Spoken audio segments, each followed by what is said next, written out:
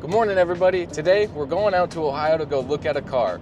Now, before, I had no intentions of buying the car anytime soon, but in some recent developments, we're gonna go get the car. Well, we're gonna go look at it first. I don't know if we're gonna get it, but we're gonna look at it and make sure it's good. Now, before, you guys were expecting an Audi B5, and I had some thoughts about that, and we're no longer doing the B5, but you guys will see what we're gonna do.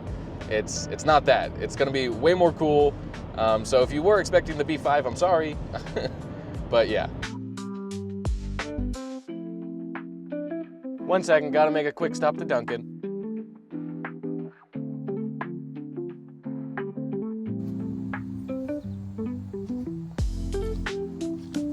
So surprise, surprise, we're picking up an E30 and it already has a cage in it. So that's kind of the reason why I chose this car. Now, the cool thing is I don't have to pay for a cage, and this thing is absolutely mint. It's from California, so it's already, pretty nice inside. I can start from the ground up, so I can just clean everything and start fresh.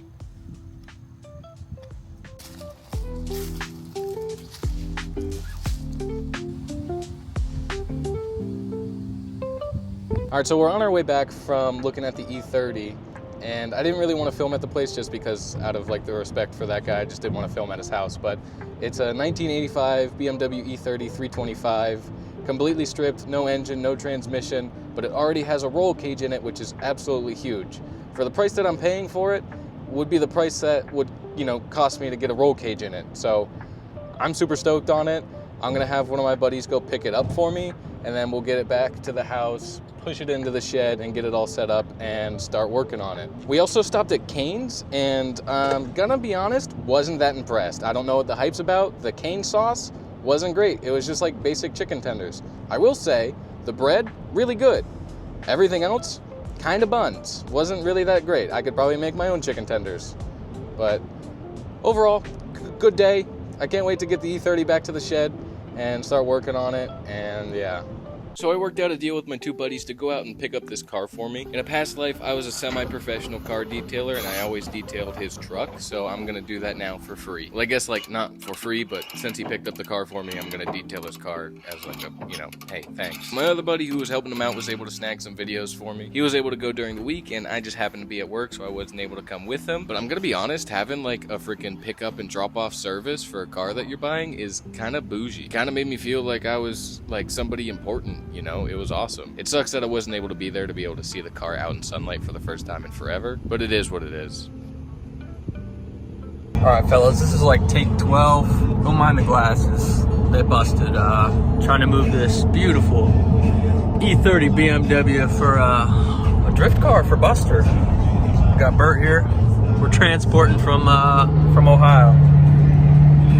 All right, well, thanks to my buddies, the E30 has finally made it back to the shed, and now we get to actually get a closer look at the car. And I can kind of go over some of the reasons why I decided to do the E30, why I bought this particular E30, and then just kind of go over some of our plans. There's not going to be any sort of physical wrenching in this video, so if it's a little bit boring, I apologize. But now we get to look at it in all of its glory, man. It is freaking crusty. I mean, just based off of the paint, you guys can tell how long this thing's been sitting, man. It's been sitting for a while. So, I mean, I wasn't lying when I said abandoned. It is abandoned. It's in rough shape. I mean, cosmetic-wise, it's in rough shape. But underneath, this car, from what I've seen, looks absolutely mint. Now, I wish I could get it up into the air, but I just don't have that luxury here.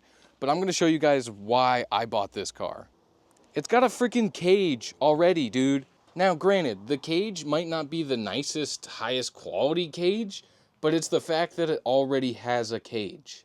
For the price that I paid for this car, that's probably what it would cost me to get a cage into an E30 regardless. So I don't really want to tell you guys how much I paid for this car just because I don't want you guys to be like, oh my God, you got scammed, dude. That's a horrible deal.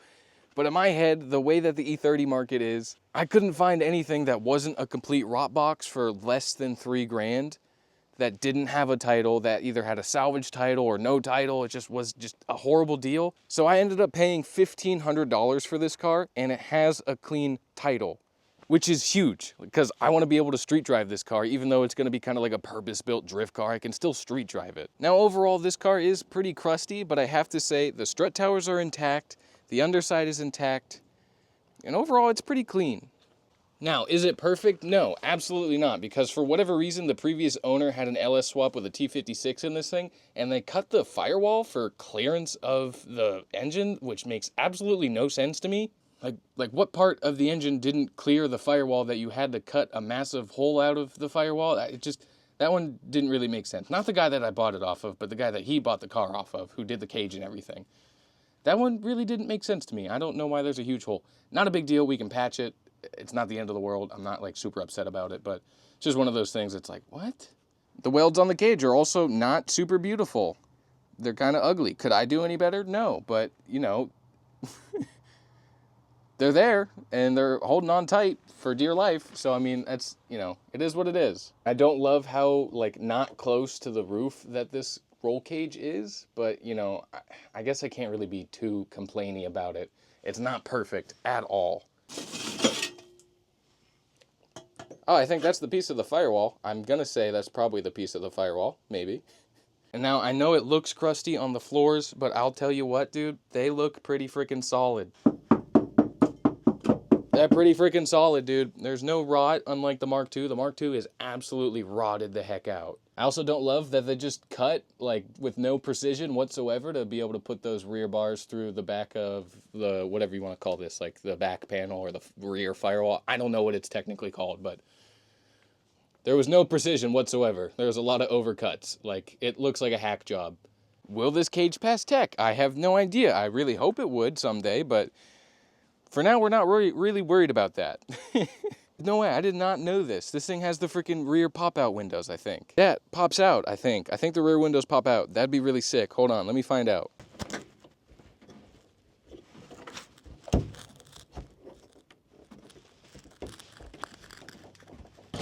Dude! No freaking way! I got pop-out windows on my E30. It also comes with a rear strut bar. I mean, it's a Raceland, but, you know, it has a strut bar. If that means something to you guys. I'm so incredibly stoked for this. This is going to be so much better than the B5. What was I thinking? Yeah, we're going to do an E30. That's so much more cool.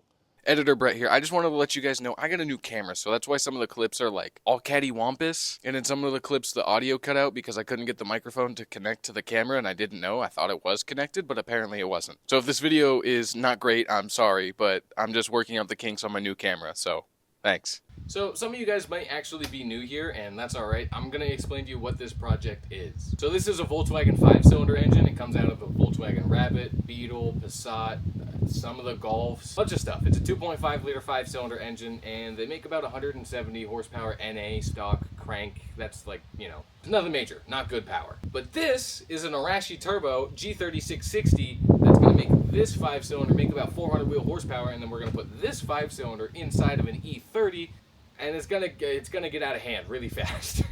I don't really know what I was thinking. In my head, I was like, yeah, this is gonna be a really good idea. But I mean, I think it's still gonna be cool, regardless. Here's one of the main concerns that I'm worried about putting this 5-cylinder into the E30. These engines never came factory in a longitudinal configuration, so they were always transverse. So getting a longitudinal transmission to actually mount up to this thing is kind of difficult. Now, there are some things that we can do about it. The bell housing bolt pattern is the same as like a Volkswagen 1.8T or a 1.9 TDI. And now you might be thinking, oh, you could just use like a trans adapter made for the 1.8T or the 1.9 TDI. Now, that's what I'm gonna do, but here's the issue that I'm a little bit nervous about. The upper timing cover on the 07K stick out really far, and it makes it difficult to be able to mount any sort of transmission. Now, there's a couple options of transmission bell housing adapters that I could actually use, like a Getrag, a ZF, a couple other like Toyota truck transmissions. And I know there's one dude out there who's done a CD009 to an 07K, but I don't have the knowledge to be able to do that. He was using like a mill, and it just, yeah, no, I'm not going to do that. So the plan is we ordered a RX-8 gearbox adapter from a company in the UK. It's for a 1.8T to an RX-8 gearbox. And I chose to do the RX-8 gearbox because honestly, they're a lot more affordable than say like a Getrag or a ZF, because a ZF transmission runs about $1,000 where I'm at, while an RX-8 transmission runs about 200 bucks a pop, and they're able to hold up to like 350, 400 foot-pounds of torque. And perfectly enough, that's where the 07K likes to go kaboom. is 350 foot-pounds of torque. So if my transmission goes kaboom at 350 foot-pounds and my engine goes kaboom at 350 foot-pounds, the goal is to keep it under 350 foot-pounds, around there. Maybe like, ideally the power goals would be like 400 wheel, 325 foot-pounds of torque, but that's like way down the road. I also want to preface, I don't know how to drift, so there's that whole caveat to this whole situation. A few months back, I built this 5-cylinder swapped Mark II. I had no experience on how to be able to swap a car, and I just dove into it head first, and I was able to figure it out, and I also fell in love with the Volkswagen 5-cylinder platform in the same kind of, same time frame. I might be a little over my head, but yeah, man, I don't know, we'll see. Now, I know this thing is looking absolutely crusty, but in the next video, you guys will watch me actually detail this thing, because I just kind of want to get some of the crud off of it, and I don't know, I keep touching it, and I feel really gross, because God knows what kind of bacteria or diseases lie on the paint of this car. But I hope you guys are as stoked as I am to have a freaking E30. I've always wanted one of these, so the fact that I have one now is absolutely insane. It kind of really hasn't hit me yet. So if you guys are down for the 5-cylinder turbo E30 drift car, subscribe, like the channel or whatever, like the video, do the stuff, and we'll keep freaking rocking on and just have fun. That's really what we're trying to do here, is just have a good time.